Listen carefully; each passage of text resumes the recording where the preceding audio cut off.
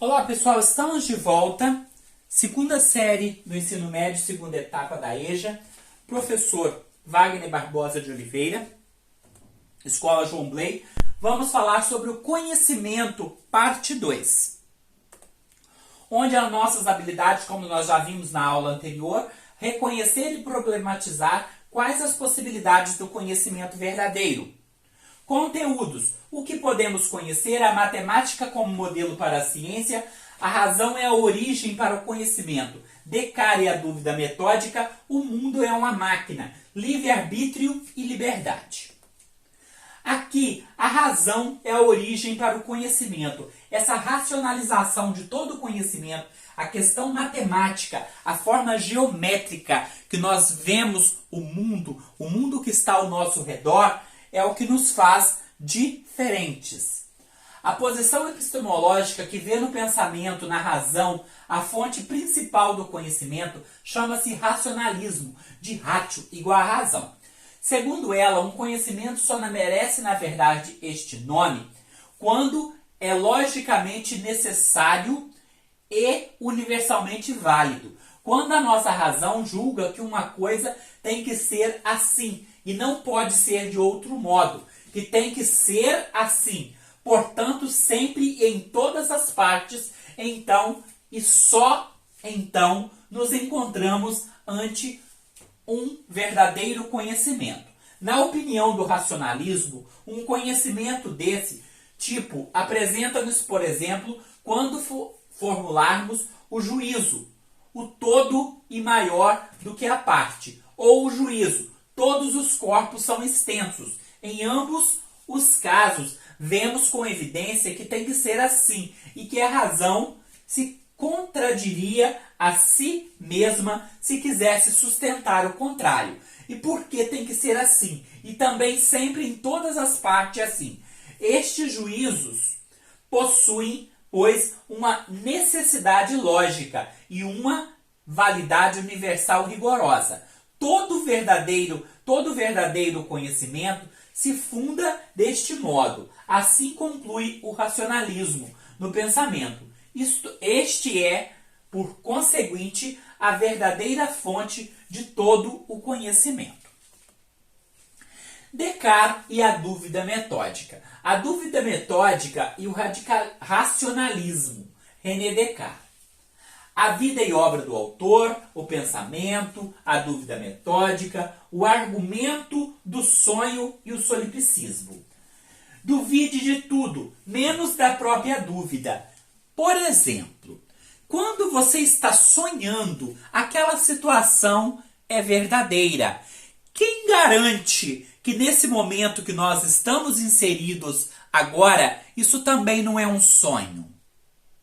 Quem garante que isso seja real? O que faz da realidade realidade? Quem já viu Matrix aí pode estar observando essa situação. O racionalismo de Descartes o leva a uma dúvida em relação ao mundo e tudo o que dele faz parte. Dessa forma, se vê comprometido a afastar-se de tudo aquilo que até então fora estabelecido e dado como certo. O filósofo inicia esse caminho a partir dela mesma, a dúvida. Ou seja, é preciso duvidar para chegar à certeza das coisas. Partindo desse pressuposto, ele supõe que todas as coisas que vê são falsas e persuade-se de que tudo que até ali se apresentou não existia e, por conseguinte, despreza, ao menos inicialmente, todos os sentidos, para então recomeçar do zero. É essa pesquisa de você começar a analisar até mesmo os seus próprios sentimentos e sua forma de ver o mundo como algo real.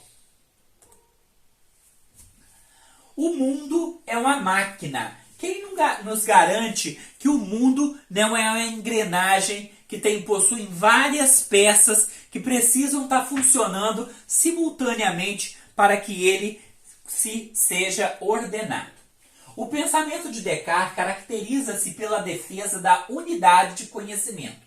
que indica a relação estreita existente entre as ciências a partir de uma fundamentação metafísica. Nesse quadro, a mecânica ocupa um lugar ao lado da medicina e da moral, como resultados que podem ser colhidos dessa concepção unificadora.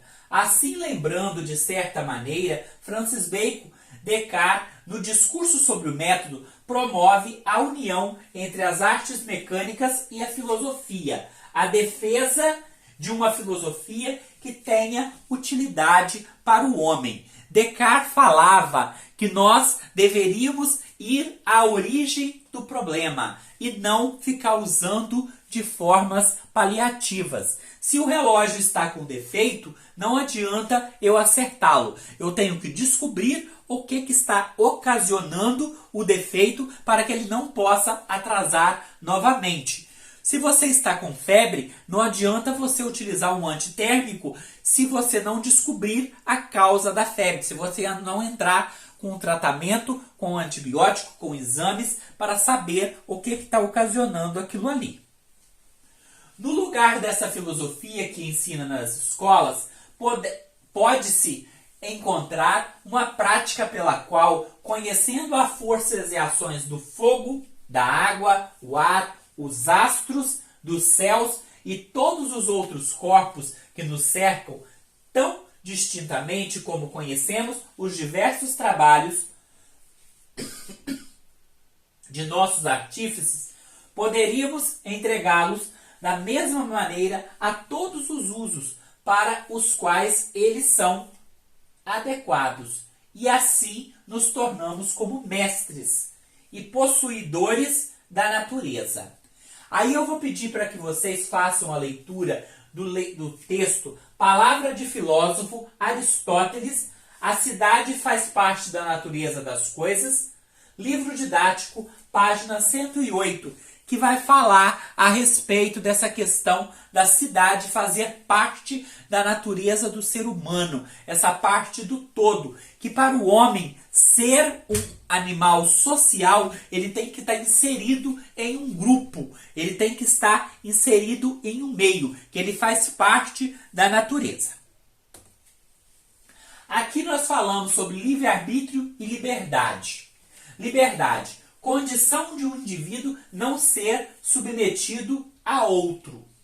Livre-arbítrio, poder escolher suas ações. Libertinagem, não há possibilidade de liberdade de expressão. Sem liberdade, a verdade não aparece.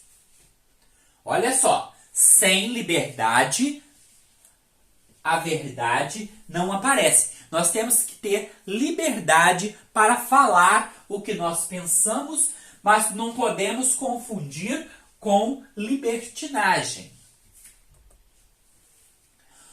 Você tem o livre-arbítrio, assim deve pensar bem ao fazer suas escolhas, pois será através dela que colherá frutos bons ou ruins, imediatamente ou no futuro. Nós somos aquilo que nós pensamos o dia todo.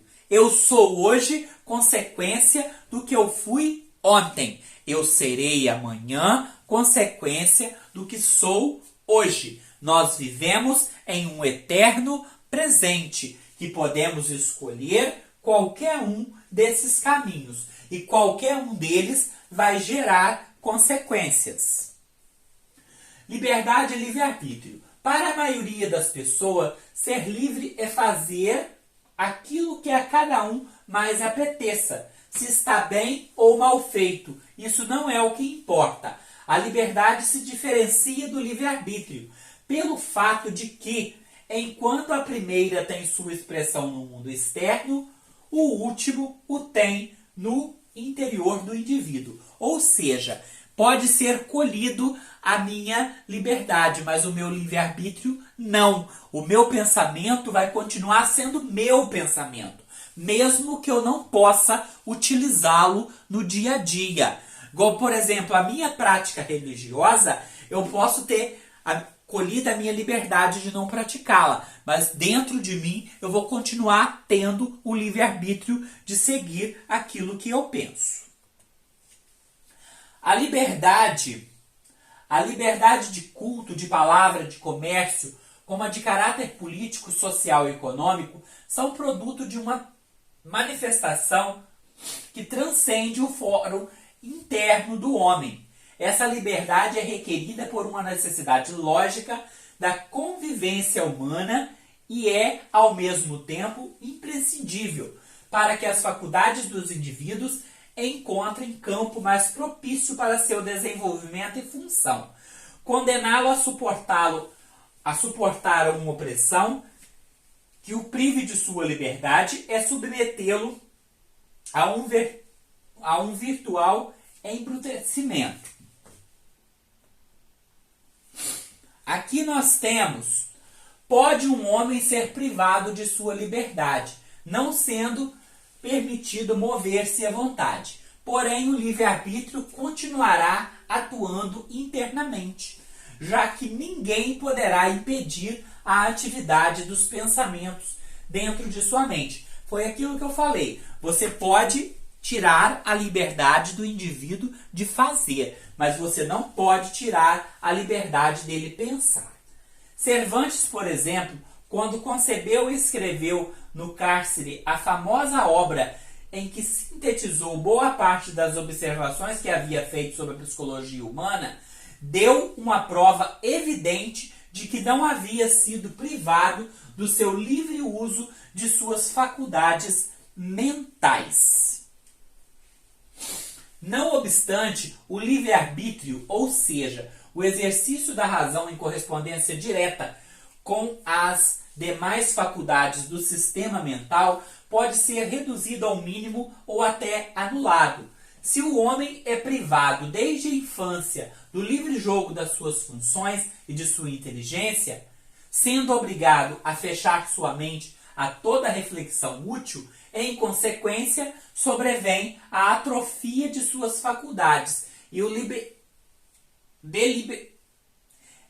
debilitamento da razão até ser anulada. Ou seja, esse indivíduo vai sendo privado de sua liberdade até o ponto que ele não possa construir, ele não possa ter a sua escolha de escolher que caminho que ele quer seguir dali para frente.